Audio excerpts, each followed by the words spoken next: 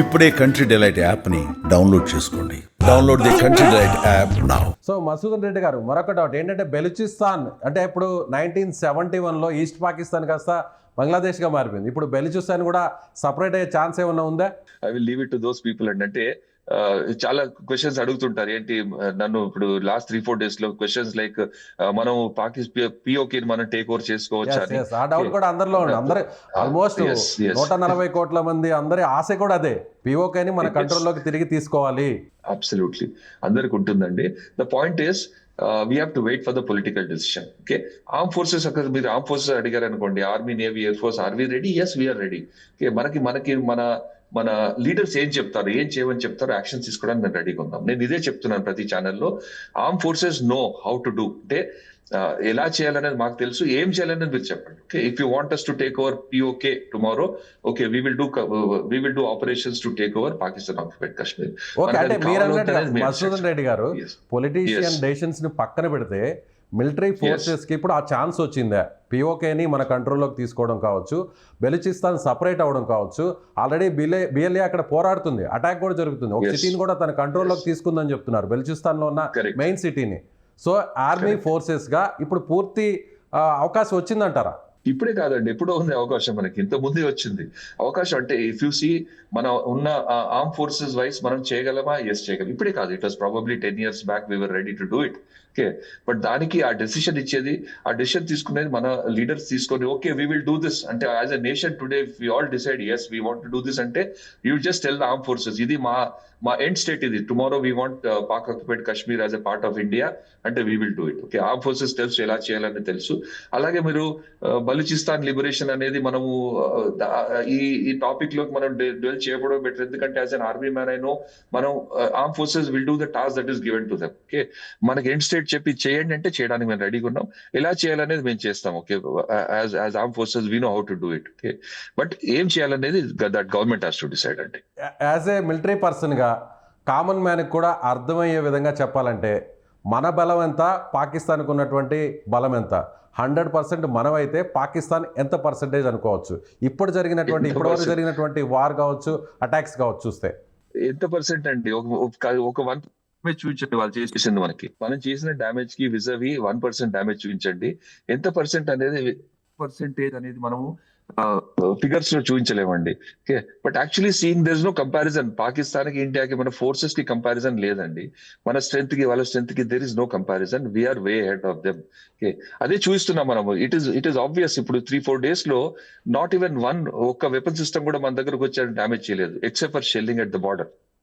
Which unfortunately shelling at the border is something, అది వాళ్ళు innocent civilians మీద attack చేస్తున్నారు తప్పితే ఆ బార్డర్ ఏరియాస్ దాటి ఇంతవరకు ఒక అటాక్ జరగలేదండి. Nothing beyond border. Okay, Masood Reddy garu, ఇప్పటి వరకు అంటే న్యూక్లియర్ వెపన్స్ ఉన్నటువంటి కంట్రీని ఇంత దారుణంగా చిత్తకొట్టడం అనేది బహుశా వరల్డ్ అనే ఫస్ట్ టైం అనుకోవచ్చా?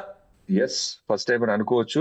And that is what we are proving. అంటే ఇప్పుడు మనము ఎప్పుడు మాట్లాడినా కూడా వాళ్ళు ఏంటంటే మా దగ్గర న్యూక్లియర్ వెపన్స్ ఉన్నాయి, మేము మీ మీద న్యూక్లియర్ వెపన్స్ ప్రయోగిస్తామంటారు. కానీ this time we have decided enough is enough. It is not that మన దగ్గర ఉన్నాయండి nuclear weapons, are there with us also. Okay, కొందరు విశ్లేషకులు ఏమంటారంటే నో వాళ్ళు న్యూక్లియర్ వెపన్స్ ఉన్నాయి, అటాక్ చేయొద్దంటే. వాళ్ళు మనము అటాక్ చేసేప్పుడు ఆలోచించారా మన దగ్గర న్యూక్లియర్ వెపన్స్ ఉన్నాయి లేవని? మన దగ్గర కూడా ఉన్నాయి, మనం కూడా చేస్తామంటే attack. Okay, so we are at par as far as nuclear weapons are concern. But ఆ న్యూక్లియర్ వెపన్స్ యూజ్ చేస్తారా లేదంటే వాళ్ళు మతోన్మాదులు ఏమైనా చేయొచ్చు ఇలా భయపెడతారు. అలాంటి భయం అవసరం లేదండి. మన conventional systems are good enough to destroy Pakistan.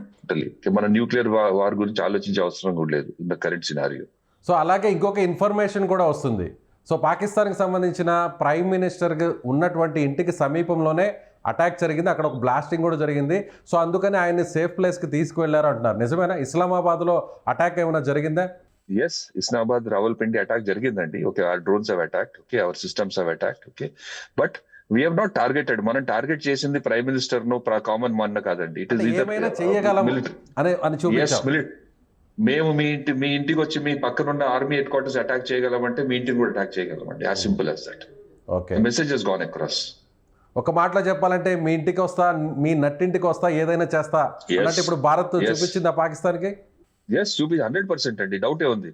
చూడండి అక్కడ వాళ్ళ పాలిటిషియన్స్ ఎక్కడ ఉన్నారు, వాళ్ళ మిలిటరీ జనరల్స్ ఎక్కడ ఉన్నారు, వాళ్ళ army navy air force chiefs ఎక్కడ ఉన్నారు. Nobody is to be scene.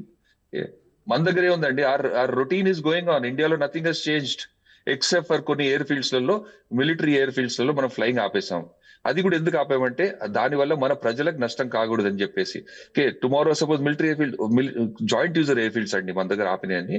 అక్కడ సపోజ్ మనం ఫ్లైట్స్ పర్మిట్ చేస్తే ఆ ఫ్లైట్ ల్యాండ్ అయిన టైంలో టార్మాక్ లో వీళ్ళు ప్యాసింజర్స్ దిగి వెళ్లే టైంలో ఆర్ ఎక్కే టైంలో అన్ఫోర్సిన్ అటాక్ జరిగింది అనుకోండి, నష్టం జరగకూడదు, మనకి సివిల్ ఎయిర్ క్రాఫ్ట్ నష్టం జరగకూడదు, మన సివిలియన్స్ నష్టం జరగకూడదు.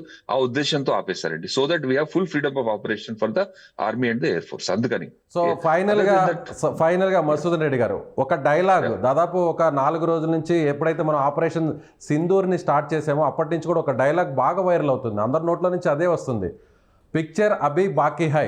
ఇప్పుడు కూడా ఆ డైలాగ్ ఇంకా కూడా కంటిన్యూ అవుతుంది అనుకోవచ్చా? పిక్చర్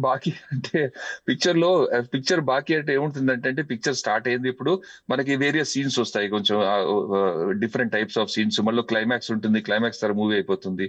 ఓకే, అలా చూస్తే వేరే అంటే నాకు ఆ క్లైమాక్స్ రీచ్ అవుతామా లేదా కూడా, పాకిస్తాన్ అంతవరకు సర్వైవ్ అవుతుందా లేదా కూడా అర్థం కావట్లేదు. పిక్చర్ అవి బాకీ అంటే మనం చెప్పింది ఇప్పుడు ఏ స్టేజ్ లో ఉంది అంటే ఇంటర్వెల్ వరకు వచ్చామా, లేదంటే ఇంకా కూడా ఇంటర్వెల్ వరకు కూడా రాలేదనుకోవచ్చా? అలా చెప్పడం కష్టం అండి. పిక్చర్ అవి బాకీ అన్నప్పుడు మన ఉద్దేశం ఏంటంటే, మేము ఇంతవరకు ఓన్లీ మీ 9 స్థావరాలు అంటే 9 టెర్రరిస్ట్ క్యాంపులు అటాక్ చేసాము. 9 కాదు, వాళ్ళ దగ్గర there are more than 20 terrorist camps. Okay, అవి కూడా అటాక్ చేస్తాం. That is what we meant బై పిక్చర్ అవి బాకీ. అంటే మేము ఇది చేసాము, మీ టెర్రరిస్ట్ ని మేము క్యాప్చర్ చేస్తాం, లేదా వాళ్ళని సమూలంగా నీ టెర్రరిజం నాశనం చేస్తామని చెప్పాము. దట్ ఈస్ ద పిక్చర్ అవి బాకీ. ఓకే, ఆ పిక్చర్ ని వీళ్ళేం కన్వర్ట్ చేశారంటే, నార్మల్ మూవీని వాళ్ళు థ్రిల్లర్ గా కన్వర్ట్ చేసుకున్నారు, వాళ్ళే చేసుకున్నారు. Okay, it is going to be even more thrilling for us. Okay, వాళ్ళు ఇంకా ఇలాంటి మిస్ అడ్వెంచర్స్ కంటిన్యూ చేస్తే. పిక్చర్ అవి బాకీ అంటే మనం ఇంకా ఇంటర్వెల్ కూడా ఎక్కడ, ఐ డోంట్ నో, అలా కంపేర్ చేయడం కూడా కరెక్ట్ కాదని నాకు అనిపిస్తుంది అండి. సో ఇంకా అసలైనటువంటి పండుగ ముందుందంటారు, మనకున్నటువంటి స్ట్రెంత్ ని బట్టి చూస్తే, మనకున్నటువంటి పవర్ఫుల్ వెపన్స్ కావచ్చు, ఇంటెలిజెన్స్ సిస్టమ్ కావచ్చు. మనం చేసింది ఎంత అండి, tip of the iceberg. Actually మనం చేసిన యాక్షన్స్ అన్ని కూడా ఇంతవరకు బార్డర్ క్రాస్ అవ్వలేదు. మీరు ఊహించండి, మన we are not used even 10% of our force. Okay, ఇంత విధ్వంసం కలిగించాము. ఓకే, జస్ట్ ఇమాజిన్ మనం ఇంకో 10% యాడ్ చేస్తే ఏమవుతుందో ఊహించండి. అంటే ఒక మాటలో చెప్పాలంటే కూర్చున్న చోటే పాకిస్తాన్ నడ్డి విరిచామనొచ్చు, అంతేనా? కదలకుండానే, మన forces కదలకుండానే. Absolutely, that is what has happened. Exactly right. Right, sir. Thank you so much. Thank you. Yes, ఇది రిటైర్డ్ ఎయిర్ ఫోర్స్ ఆఫీసర్ అలాగే వింగ్ కమాండర్గా ఉన్నటువంటి మధుసూదన్ రెడ్డి గారు చెప్తుండగా, పాకిస్తాన్ నడ్డి విరిచాము, పాకిస్తాన్కి జస్ట్ ఇప్పటి వరకు మనం చూపించింది 10% మాత్రమే. పాకిస్తాన్ ఇప్పుడు పరిస్థితి ఎలా తయారైందంటే, పడుకున్నటువంటి సింహాన్ని, పడుకున్నటువంటి భారత్ని లేపి తన్నించుకునేటువంటి సిచ్యువేషన్లోకి ఇప్పుడు పాకిస్తాన్ వెళ్ళిపోయింది. ఇంకా కూడా ముందు చూడాల్సింది ఇంకా చాలా ఉందని అంటున్నారు. సో ఇప్పుడు పాకిస్తాన్కి మనమేంటో చూపించాం, అదేవిధంగా ప్రపంచ దేశాలకు కూడా, అగ్ర దేశాలకు కూడా భారత్కు ఉన్నటువంటి సూపర్ పవర్ ఏంటో కూడా మనం చూపించామంటారు. సో ఇప్పుడు పాకిస్తాన్కు ఏ దేశం కూడా డైరెక్ట్గా సపోర్ట్ చేసే పరిస్థితి లేదు. కాకపోతే కొన్ని దేశాలు వెపన్స్ లాంటివి ఇచ్చినా కూడా వాటి ద్వారా మనల్ని ఎదుర్కొనేటువంటి శక్తి సామర్థ్యాలు పాకిస్తాన్ దగ్గర లేవని ఆయన చెప్తున్నారు. Thank you so much.